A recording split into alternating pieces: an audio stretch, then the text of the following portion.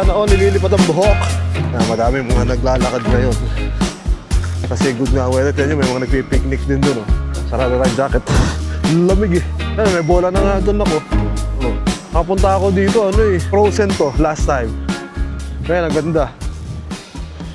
Kiwak ka nga dyan. Hey.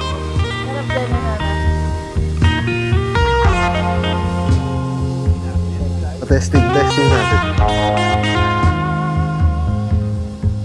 Ang ganda nga. Ito nga tayong puno na pinagpicturean ni Nadine Lustre. Hindi yung content natin. Siswimming ako. Hindi mababaw lang yan. Ito na pala yung bagong gawang playground dito sa Fondel, mga amigos. Malaki rin siya. And hindi ba yung kahoy? Ang tigas.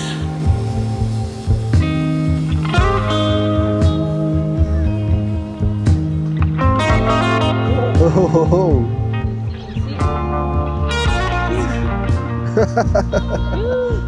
The bridge. Ay, ganda nga May fountain doon. Yan, ngayon lang ako nakapunta sa side na to ng Fondel. Usually kasi doon lang ako sa madami mga nagja-jogging. Pero itong side na to, yung mga loob-looban. Ngayon ko lang naikot. Meron din parang mga dito, mga cherry blossom.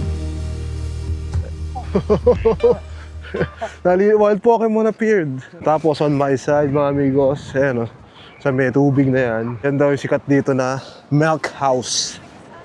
Yan, snack bar siya. Ang daming tao.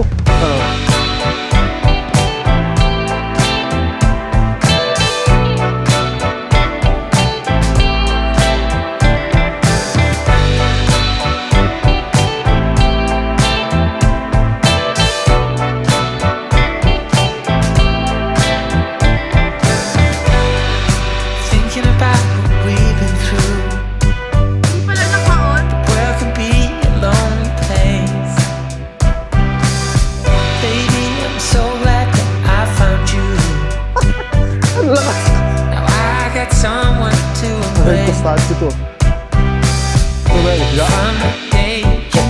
Tamang laruan tayo. Sana may mga ganitong park din sa Pilipinas, no?